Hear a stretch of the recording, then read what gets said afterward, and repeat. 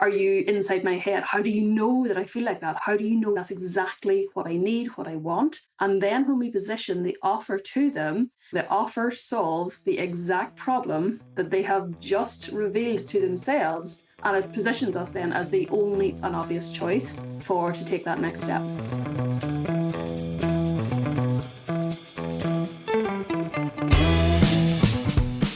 Welcome to the Agents of Change, the podcast experience you've been waiting for your entire marketing career. Search, social, mobile, AI, blockchain, and neuromarketing. These are the Agents of Change, and so are you. Digital marketing success awaits, and your transformation begins now. Welcome to another episode of the Agents of Change podcast, the podcast that helps you reach and engage more of your ideal clients online, and that is exactly what we're going to be talking about today. My name is Rich Brooks. This is episode 611, powered as always by Flight New Media. Here at Flight, we spend more time than I'd like to admit designing our downloadable lead magnets.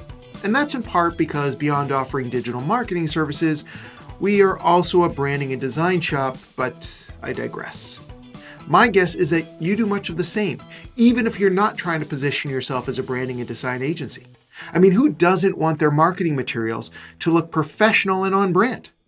The problem is, if you think that a poorly designed PDF download is why your lead magnet isn't working, that's not the issue, at least according to this week's guests. We're going to dive into why today's lead magnets aren't working and what you should be doing instead. My next guest is a business strategist and the creator of the Client Engine, a proven system that helps authors, consultants, and experts transform their intellectual property into diagnostic funnels that qualify leads, pre-sell their brilliance, and drive high-ticket sales on autopilot. With a background in private equity and a track record of working with 7- and 8-figure thought leaders, she brings a rare blend of strategic depth and entrepreneurial momentum. Her signature IP Engine methodology has helped best-selling authors, global speakers, and high-level coaches scale sustainably without chasing visibility or relying on guesswork. She specializes in quiz funnels, diagnostic assessments, and the kind of lead gen infrastructure that positions experts as the obvious choice in their market.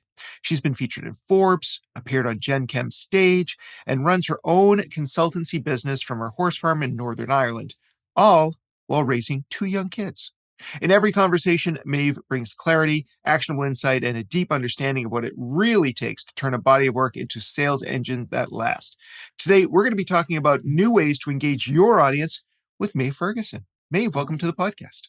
Thank you so much. I am really, really excited to be here, and I think we're going to have a really fantastic conversation. Excellent. So let's start with the horses. Now, did you grow up with horses, or was horse farm something that happened to you later in life? So great question. So yeah, I've always had horses in my blood. I actually did my undergrad degree in equine science and was an amateur steeplechase jockey for a number of years until I got smashed up in a race, and that was the end of that. But I ended up marrying a guy who is also in the horse racing industry. And we have our horse farm now, and it is the time of recording, it is November, so all of the animals are starting to come back in out of the fields in for the long winter. So yeah, just horses has always been part of my blood and part of our everyday life with our kids. Love that. Love that. So, Maeve, what's wrong with lead magnets these days? Oh man. So where do I start? So if you think about most people in the online world, we are using PDF lead magnets. And what happens for a lot of experts is they spend a lot of time building this beautiful PDF thing. And because it is just kind of generic information, they don't actually get a lot of conversions out of it. And the trouble with that is what I see in recent years is kind of 2 main things. Is first of all the level of intent. So you know how easy it is to sign up for something nowadays. We barely have to double click our phone. All we have to do now is look at our phone and hey presto, we can sign up for things. So the level of intent is very, very low. Then it is rerouted to spam, goes in there to die. People never open the PDF, never mind read the PDF, never mind do what we asked them to do whenever they signed up. because the level of intent is so low and the value is generic. Okay, so what's in that PDF lead magnet is one size fits all. So whether you're struggling with that problem or not, you're getting that prescription. And what happens is then it ends up, it's like what I call spray and pray marketing, that it lands with absolutely nobody. And then the whole idea is that whenever we're going to move in and talk about these diagnostic assessments, they are completely personalized and the level of intent is so much higher. I would also argue that the number of PDFs I've downloaded over the years that are still in my download folder on my computer that have never been opened is countless. It's an infinite number. So there's that aspect of it as well. Absolutely. So It just goes together. Digital dust. yeah, exactly. So instead, you have quiz funnels. So tell us a little bit, what is a quiz funnel and how does it differ from these traditional lead magnets like the PDFs that are sitting in my downloads folder? Yes, I love it. So basically, there's three types of what we call diagnostic assessments. So at the easy end of the scale, we have what's well known as a quiz funnel. So this is where we have kind of 7, 8, 9 questions, super easy, quick to go through, qualifies the lead and gives them a breakthrough or gives them an answer as to something that they're struggling with. And so that's the first type, and I'll get into how it works in just a moment. At the very other end of the spectrum, this we have thought leadership diagnostic assessments, and these are, if you've ever been through like Enneagram or Myers-Briggs or like DISC or any of those types of things, these are a form of diagnostic assessment that are licensable. You can do certification programs, and you're bringing in qualified leads, and truly are able to position yourself as a category of one in your space because other people use your diagnostic in their work. Okay, so that's like at the other extreme end of it. It's super complex to build.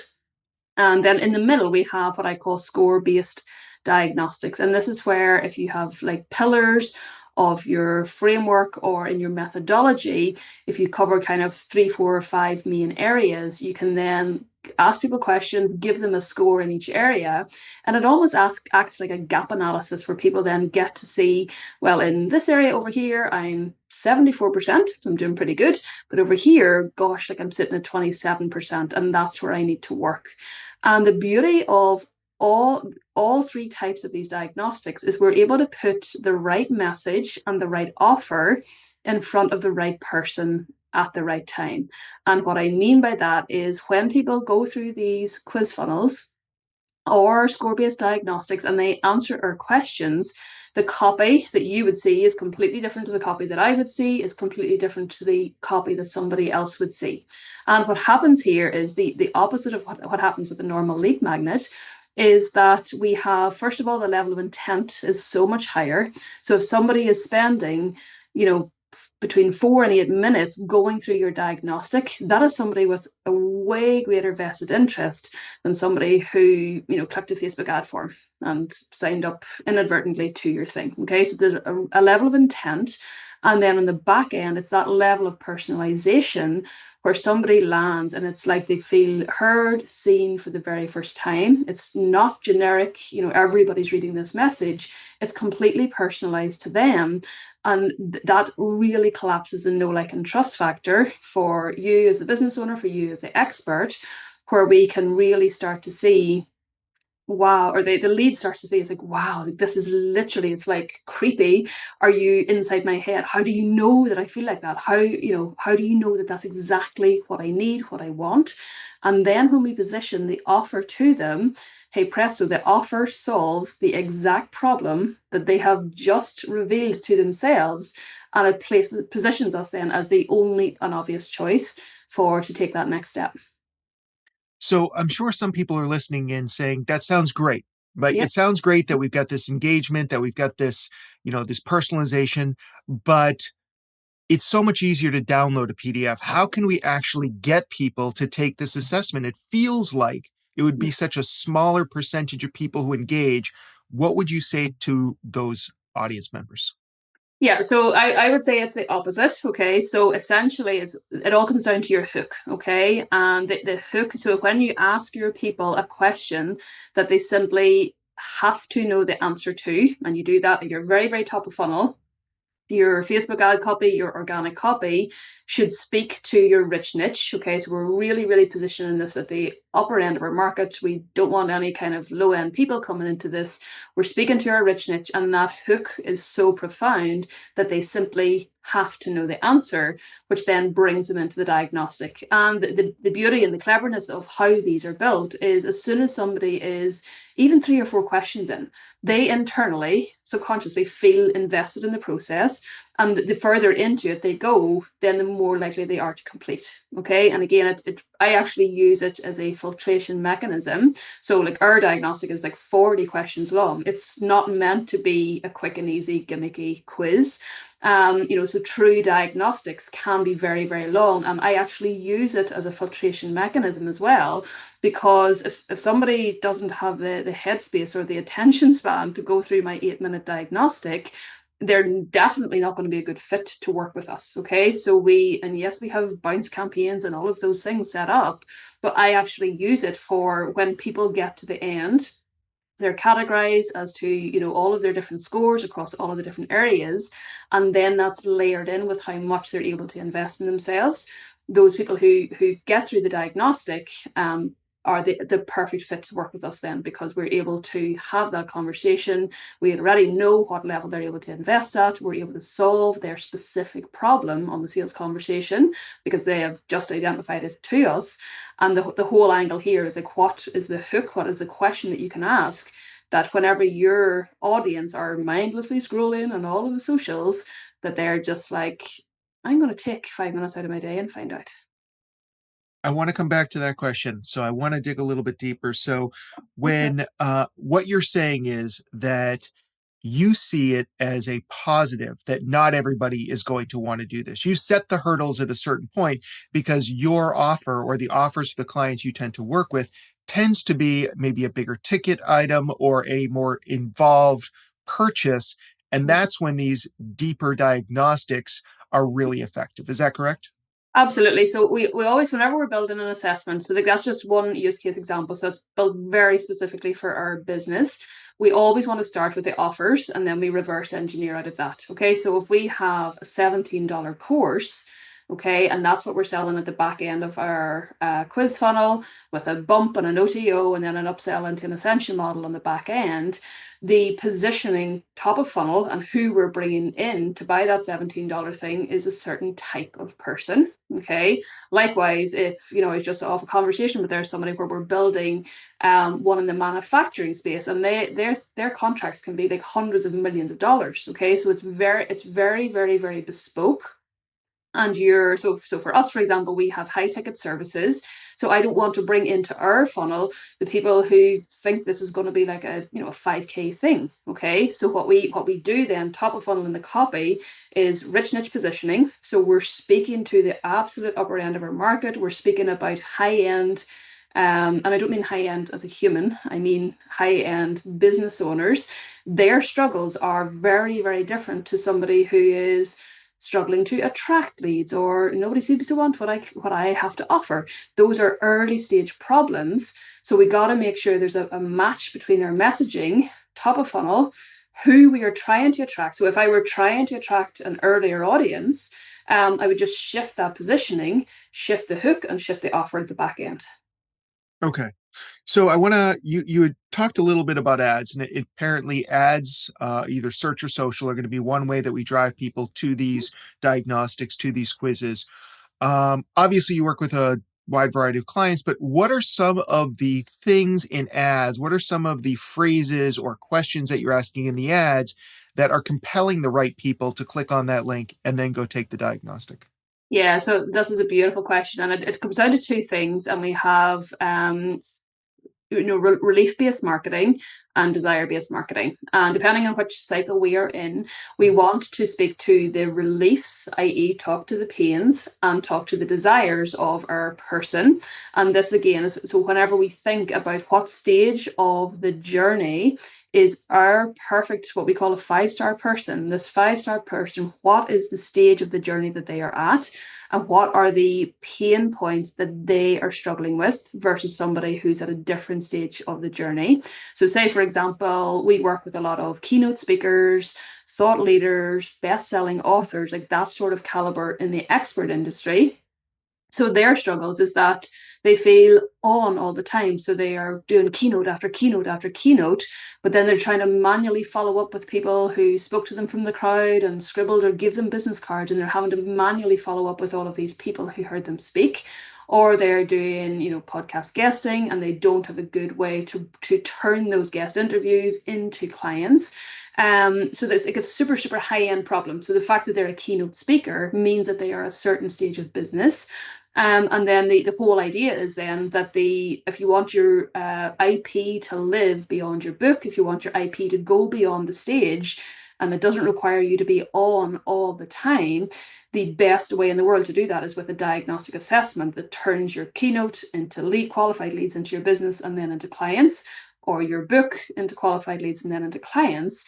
But for example, in your Facebook ad copy, if I spoke about that problem and I was trying to help people who were trying to figure out their niche, that is never going to land because that feels to them like it's 15 years away being a keynote speaker. Likewise, if I'm starting to have language like relief-based marketing language around, oh, are you really struggling to find leads in your business? And, do you feel like the digital course industry is dying? That is going to bring through a very, very new audience that are not at the stage of business where they're going to be ready to work with somebody like me. So it's all Right. that ad copy. What pains are we speaking to? What desires are we speaking to? And make sure that that's a perfect, perfect match for the people that we want to serve. Okay. So we've talked a lot about some of your core audiences, which are thought leaders, keynote speakers, coaches, and so on. A lot of people who listen to this podcast run or work for small to medium sized businesses. It could be a wide variety. How might a typical SMB, and obviously there's no such thing as a typical SMB, Yeah, but yeah, how might they leverage the same idea for yeah, their own businesses? So I'm thinking about Flight. We're a digital agency. We offer branding, web design, digital marketing. We work with a wide variety of different clients at different stages. yeah. What are some of the things that we might develop that would then engage our best ideal customers? Absolutely. So what I would do is forget about version 3 completely. So the thought leadership diagnostic, just put a line through that.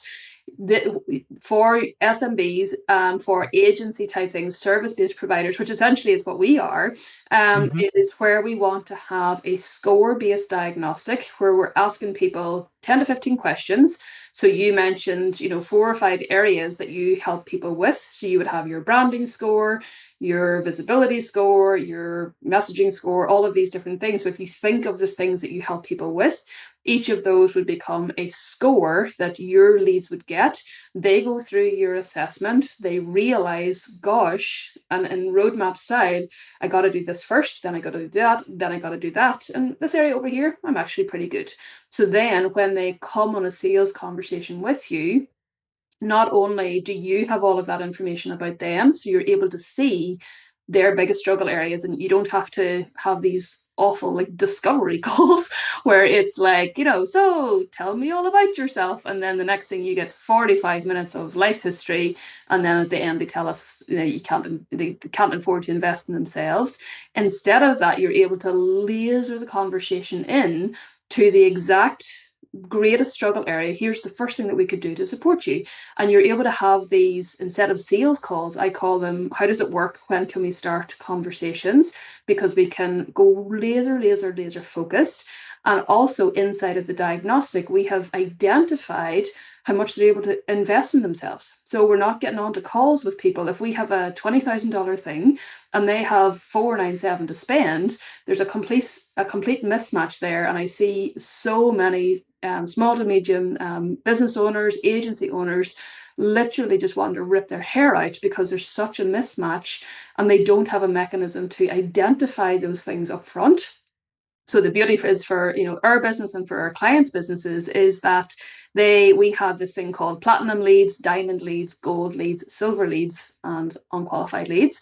So if somebody says, I'm not able to invest in myself, they don't even get an invitation to speak to my sales team. They get rerouted, and it's like, cool, no worries. I wish you every success, much more politely, but here's my YouTube channel. Good luck. Okay. Right. Come back later when you're ready, very politely.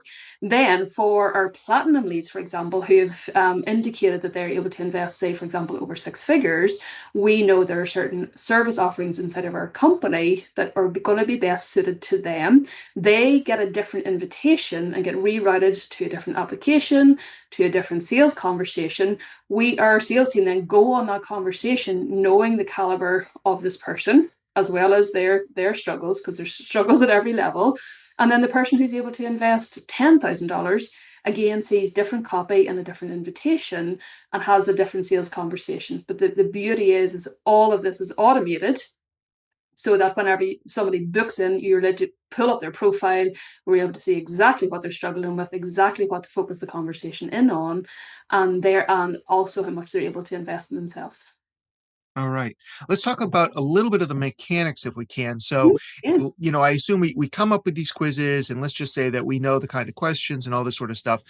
Are you using artificial intelligence to score these, or is it just an algorithm on the back end that then spits out, things that you've already written, but when you get a certain score, I mean, I don't want to demean what you're doing, but like you get a certain score and it says, okay, well, here's what's going on. And it feels very personalized to me. Yeah. What does that look like on the back end? How are you building out those kind of tools? Yeah, so essentially, I'll speak to the agentic AI piece as well, but the initial diagnostic assessment is infrastructure. Okay, so it is built with all of these permutations and all of these variables and outputs and copy required for all of these different things that we've just spoken about, and that piece is fixed. And then at the back end, we then build these AI agents that use all of the data that's coming into our companies every single day to optimize the business over time.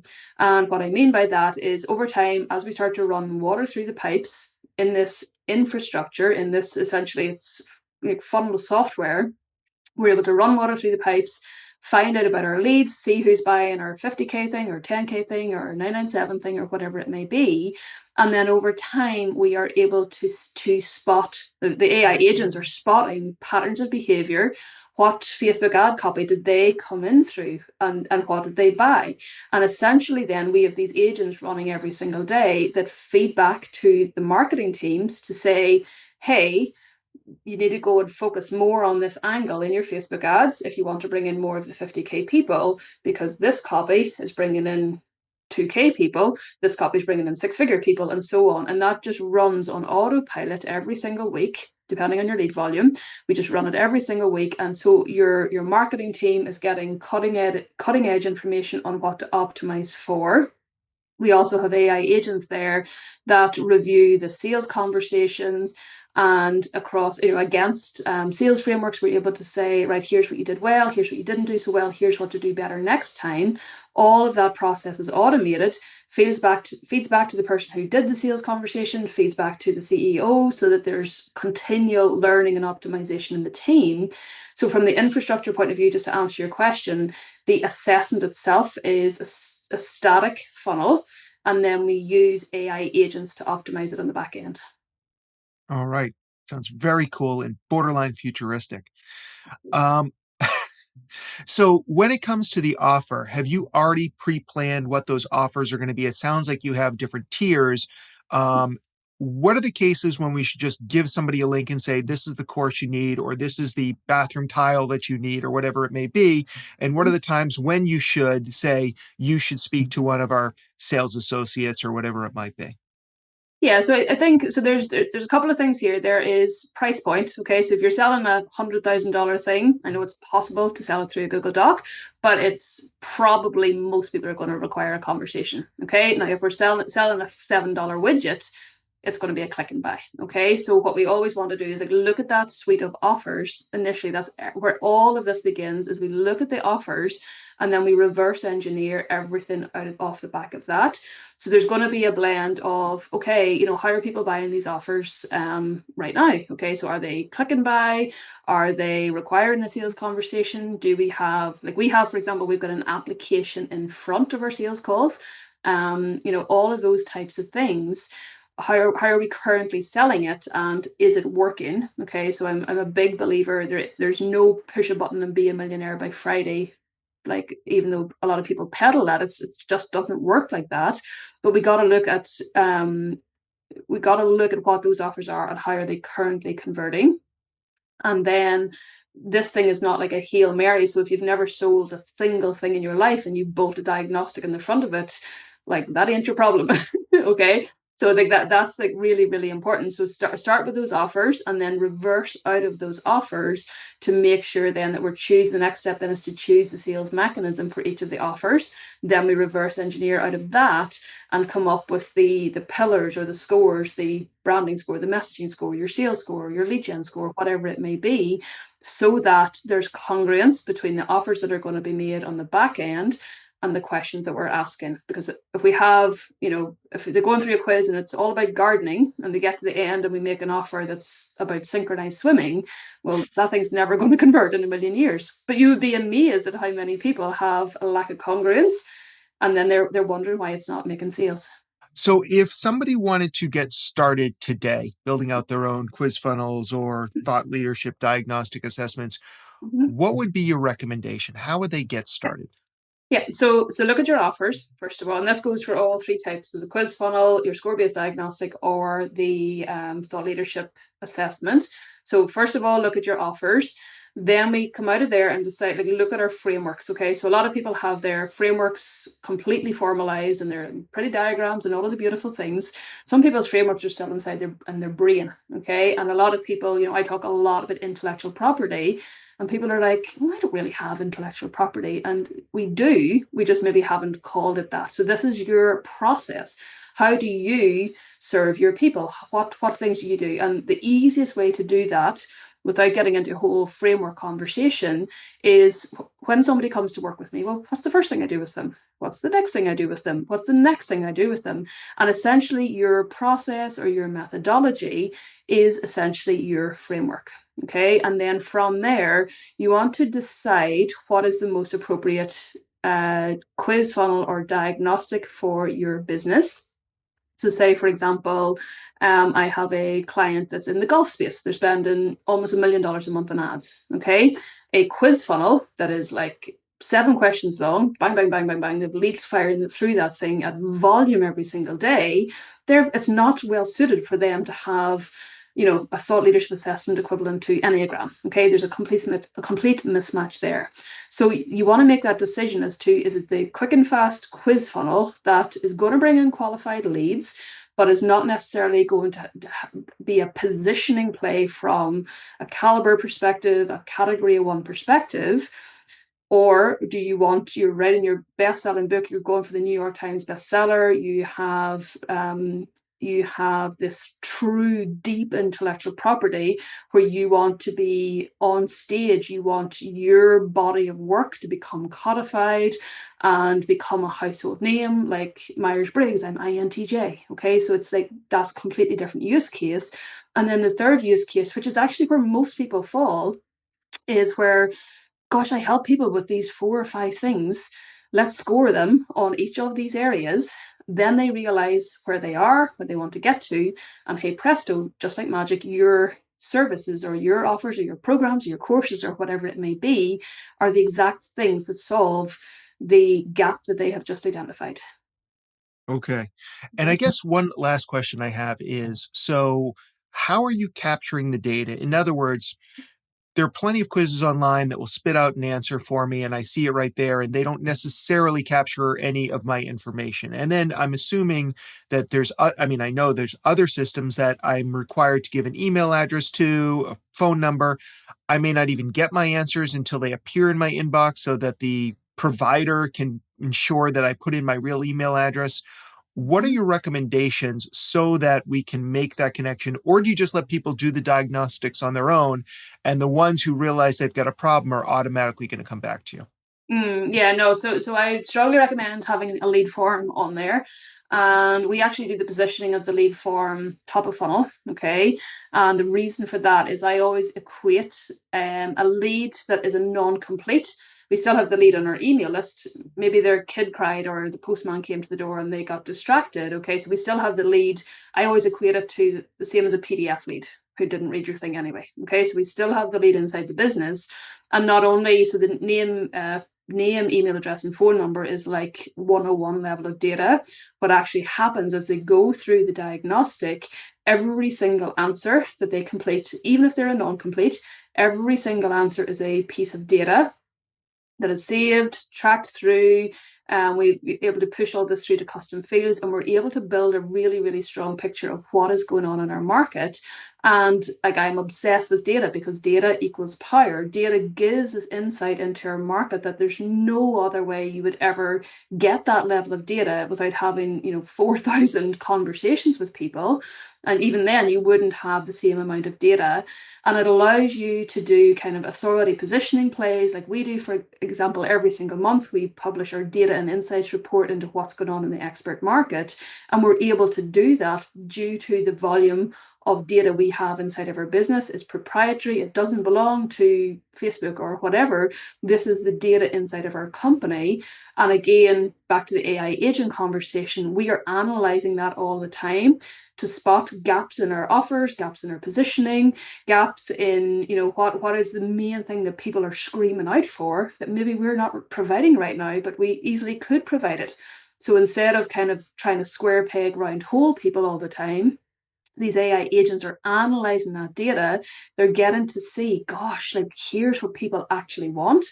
And again, this is where our agentic AI service offerings have come from, is people going through our diagnostics, and we've been able to identify this trend and this pattern over time.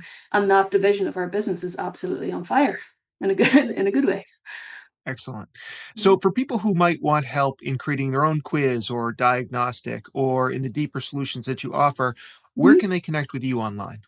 Yeah, so the best place is on LinkedIn. So that's my main platform. I'm also trying to grow my brand new little Substack. So you can find, we'll cross post to that. So just go to LinkedIn and search for Maeve Ferguson. That is the best way. And then if you're curious about working with us, you can go to maeveferguson.com/application. Excellent. And we'll have those links in the show notes. Maeve, an absolute pleasure. Thank you very much for your time today.